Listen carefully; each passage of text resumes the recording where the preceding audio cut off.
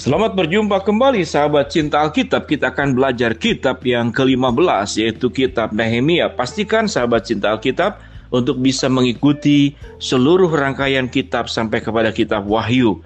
Kitab Nehemia. Penulis kitab Nehemia tidak menyebutkan siapa penulisnya, baik tradisi Yahudi maupun Kristen menyatakan bahwa Nabi Ezra yang menulisnya. Tradisi ini berdasarkan fakta bahwa kitab Ezra dan Nehemia dulunya berasal dari satu kitab. Tanggal penulisan, kemungkinan besar kitab Nehemia dituliskan dalam kurun waktu tahun 445 sampai 420 sebelum Masehi.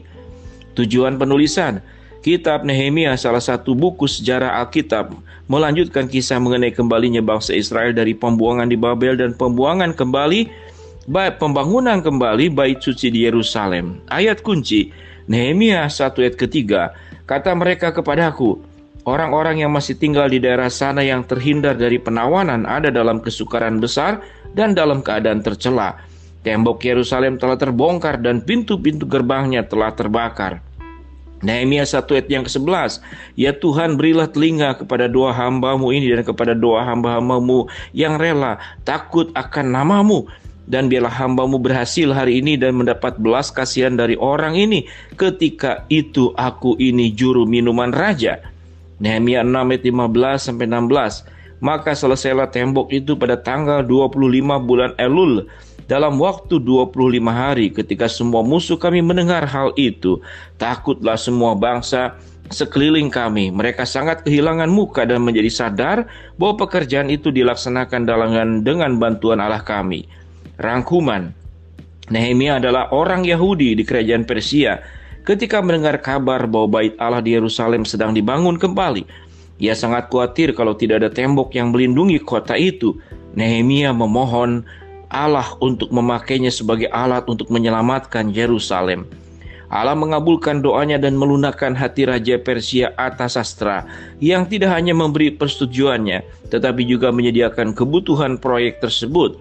Nehemia diperbolehkan raja untuk kembali ke Yerusalem, di mana ia dilantik menjadi gubernur. Di tengah-tengah penolakan, tembok Yerusalem akhirnya bisa dibangun dan musuh mereka pun terdiam. Bangsa Israel yang mendapat inspirasi dari Nehemia memberikan perpuluhan dari penghasilan mereka, persediaan mereka dan kekuatan mereka untuk menyelesaikan tembok itu dalam 52 hari. Meskipun menghadapi banyak perlawanan, kekompakan membangun tembok ini tidak bertahan lama karena Yerusalem kembali murtad. Ketika Nehemia meninggalkan kota itu untuk beberapa waktu, setelah kembali 12 tahun kemudian, ia menemukan temboknya masih kuat tetapi bangsanya lemah. Ia berupaya untuk mengajarkan bangsanya tentang moralitas dan ia pun dengan tegas mengatakannya, aku menyesali mereka. Kukutungi mereka dan beberapa orang di antara mereka kupukuli dan kucabut rambutnya. Pasal 13 ayat yang ke-25. Ia kembali menetapkan ibadah yang benar melalui doa dan mendukung upaya umat itu untuk bangkit kembali secara rohani dan membaca dan mentaati firman Allah. Bayangan, Nehemia adalah seorang pendoa dan ia berdoa dengan sangat tekun bagi bangsanya.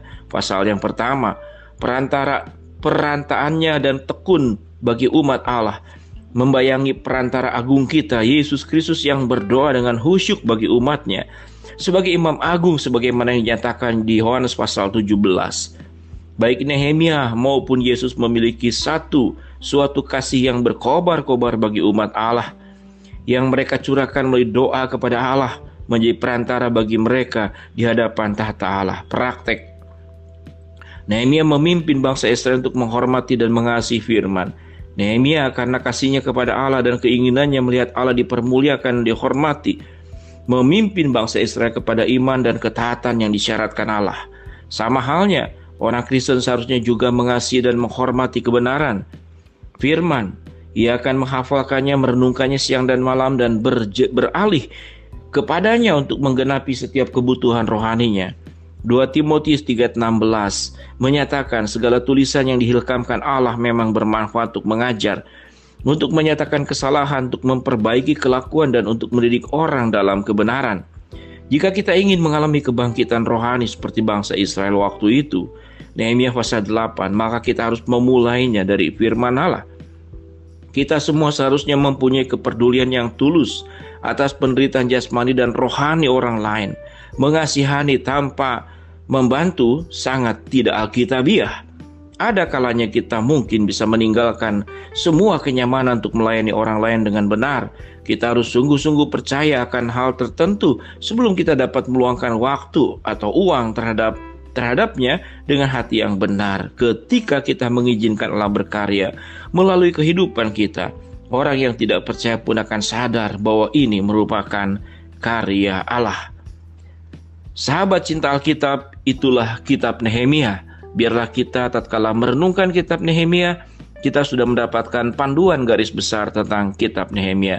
Demikian sahabat cinta Alkitab, selamat bertemu kembali di dalam kitab yang ke-16, yaitu kitab Ester. Shalom, Tuhan memberkati.